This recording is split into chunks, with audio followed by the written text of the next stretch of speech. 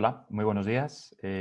Soy Carlos Gallego. Vamos a dar por comenzada la sesión. Me gustaría daros la bienvenida a todos a esta segunda sección del ciclo de seminarios que estamos organizando en torno a los estudios de red que son necesarios para la integración de plantas de generación renovable, de acuerdo con los nuevos códigos de red.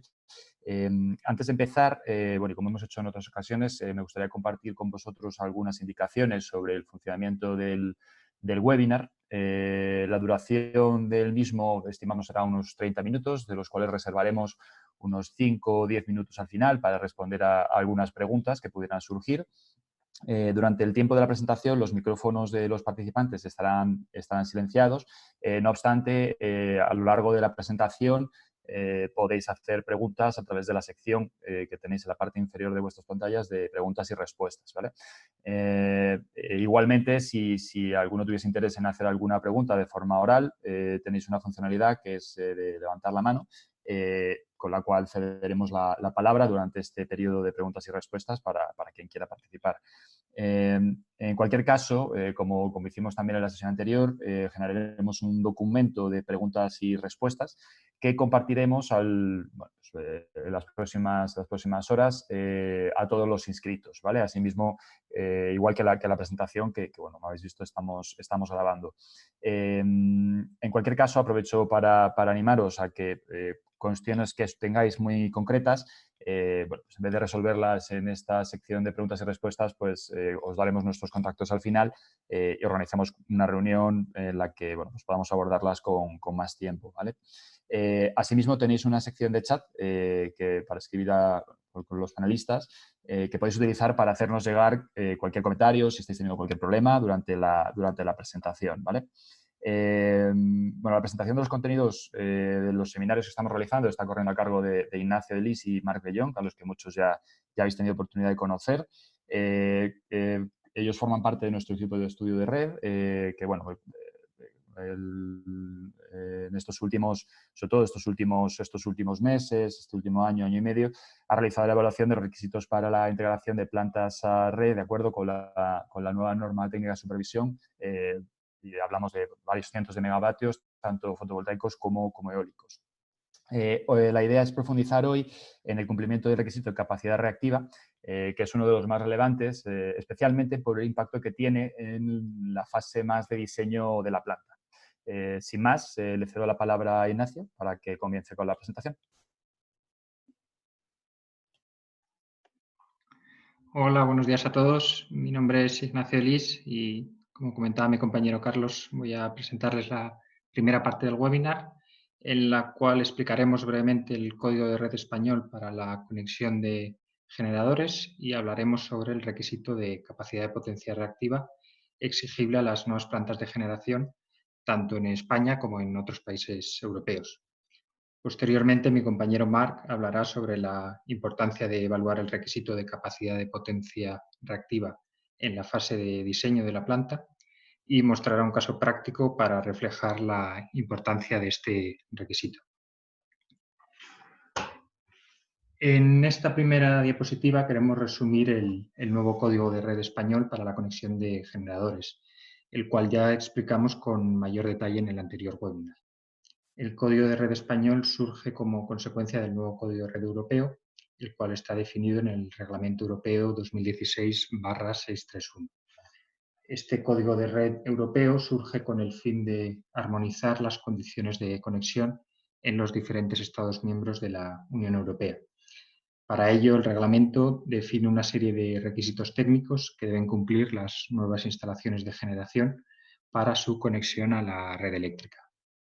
No obstante, algunos de los requisitos técnicos incluidos en el reglamento no están completamente definidos, exigiéndose a cada uno de los Estados miembros la definición de los mismos. En España, en particular, el Gobierno presentó en abril de 2019 una propuesta de Real Decreto y una propuesta de orden ministerial para la implementación del nuevo Código de Red de Conexión. Estas dos propuestas están pendientes de aprobación por parte del Gobierno y se espera que se aprueben en los próximos meses. Además, se ha elaborado una norma técnica de supervisión llamada habitualmente NTS, que describe cómo se debe evaluar y certificar el cumplimiento de los diferentes requisitos técnicos del código de red. Estos requisitos técnicos se pueden agrupar en tres categorías principales: requisitos de frecuencia, requisitos de tensión y requisitos de robustez. Para evaluar y certificar el cumplimiento de estos requisitos existen básicamente dos vías: una vía que sería a través de pruebas en campo y o simulaciones, y otra vía que sería a través de certificados de equipo y simulaciones complementarias. Esta segunda vía de los certificados de equipo será la más habitual. En cualquier caso, ya se opte por una vía o por otra, se deberá enviar la documentación de las pruebas, simulaciones o certificados a un certificador autorizado, que será quien evalúe toda esta documentación y, en caso de estar todo correctamente, pues emitirá el certificado final de la planta, que este certificado es necesario para poder operar la planta. Entre los diferentes requisitos técnicos que se muestran aquí en la diapositiva, nos gustaría centrarnos a continuación en el requisito 5.7 de capacidad de potencia reactiva, pues consideramos que es uno de los requisitos más importantes y que mayor impacto tiene. ¿En qué consiste el requisito de capacidad de potencia reactiva? Pues este requisito consiste en que una planta de generación debe ser capaz de generar o absorber un mínimo de potencia reactiva en diferentes escenarios de tensión y producción. La evaluación de este requisito se puede realizar a través de pruebas en campo y simulaciones complementarias, o a través de certificado de equipo y simulaciones complementarias. En la gran mayoría de los casos se hará a través de certificado de equipo y simulaciones complementarias. En cualquier caso, en ambos casos será necesario realizar la simulación complementaria, que es lo que también conocemos como el estudio de reactiva. Esta simulación complementaria es una simulación a nivel de planta, en la que se evalúa la capacidad de la planta de generar y absorber potencia reactiva. Este requisito es aplicable para las plantas tipo B, tipo C y tipo D. Es decir, para plantas a partir de 100 kilovatios, que sería el tipo B, ya sería necesario cumplir con este requisito de reactiva. A continuación, nos gustaría analizar con un poco más de detalle los requisitos de reactiva que se deben cumplir, en particular en España. En concreto, pues existen dos puntos diferentes o dos requisitos diferentes. Por un lado, el requisito de capacidad de potencia reactiva a la capacidad máxima de la planta, que exige que la planta cumpla con la curva de la imagen superior, en la cual se representa la tensión en el PCR, en el punto de conexión en el eje Y, y la potencia reactiva medida en el PCR en el eje X. Y por otro lado, tendríamos el requisito de potencia reactiva por debajo de la capacidad máxima de la planta, que exige que la planta cumpla con la curva de la imagen inferior, en la cual se representa la potencia activa en el PCR, en el punto de conexión en el eje Y la potencia reactiva en el PCR en el eje X. Estas dos curvas están recogidas en la propuesta de orden ministerial, y para cumplir con el requisito, la curva de capacidad de potencia reactiva de nuestra planta deberá quedar por encima de estas curvas. En estas dos figuras aparecen también unos puntos que se corresponden con los puntos definidos en la NTS, en la norma técnica de supervisión. En la figura de arriba se observa que los puntos coinciden con el trazado de la curva. Sin embargo, en la figura de abajo, algunos de los puntos no coinciden con el trazado de la curva. Esto es debido a que esta curva, la curva de la figura inferior, varía con el nivel de tensión. Pues realmente constituye una proyección de la curva de arriba. La figura de abajo sería el alzado y la de arriba la planta. Por ejemplo, para el caso de una tensión de 1,1 por unidad en el PCR, nos quedaríamos únicamente con la porción izquierda de la curva, tal y como se marca en verde. Para una tensión de 1 por unidad, la curva quedaría como la marcada en azul. Y por último, para una tensión de 0,9 por unidad, nos quedaríamos con la porción derecha de la curva, tal y como se marca en rojo. Sin entrar en mucho detalle, nos gustaría comentar que estas curvas variarán ligeramente para el caso de instalaciones compartidas, ya que en este tipo de instalaciones se permite la evaluación del requisito de reactiva en barras de central, en lugar de en el PCR. Los requisitos analizados hasta ahora son requisitos particularizados para el caso de España. No obstante, este tipo de requerimientos de potencia reactiva se da también en el resto de países europeos, con ligeras variaciones entre unos países y otros. En Norvento estamos centrados principalmente en el mercado español, aunque tenemos experiencia y estamos trabajando también en otros países. Analizamos a continuación algunos ejemplos como Reino Unido o Portugal. Para el caso de Reino Unido, de manera análoga al caso español, existen dos curvas de requisitos de reactiva. Una curva a la capacidad máxima de la planta y otra curva para potencias por debajo de la capacidad máxima de la planta. Respecto a la curva de capacidad de potencia reactiva a la capacidad máxima, bueno, destacar que existen dos curvas diferentes en función del nivel de tensión en el punto de conexión. La curva naranja para tensiones superiores a 33 kV y la curva azul para tensiones inferiores o iguales a 33 kV. Por otro lado, para el caso de Portugal, tenemos también el requisito de potencia reactiva a su capacidad máxima y el requisito de potencia reactiva por debajo de su capacidad máxima. En este caso, en Portugal se consideran diferentes curvas en función del nivel de tensión en el punto de conexión. Vemos que si es mayor de 110 kV se consideran las curvas de la derecha y si es menor de 110 kV las curvas de la izquierda. Y en referencia a las curvas de capacidad de potencia reactiva por debajo de la capacidad máxima, cabe destacar que se admite que la generación eólica cumpla de manera transitoria con la curva naranja en lugar de con el rectángulo azul. No obstante, transcurrido un plazo de 3 años desde la publicación de estos requisitos, se reevaluará esta variante transitoria.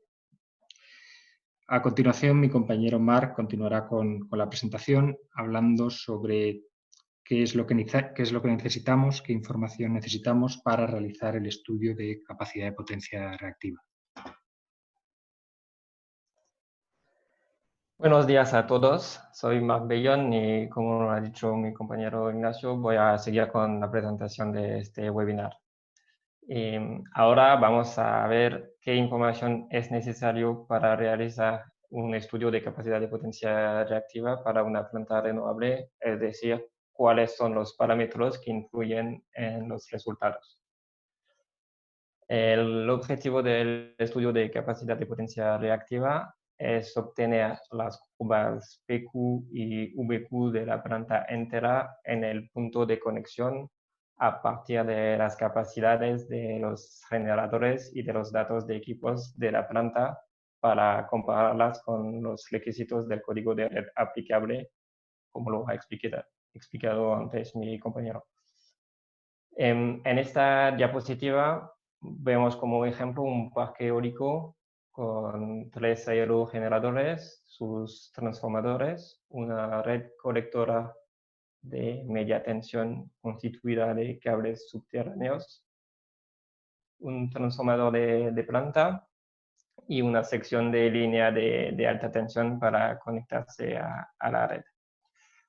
Por supuesto, las explicaciones a continuación sobre este ejemplo de parque eólico aplican también a otro tipo de planta, como una planta fotovoltaica, por ejemplo.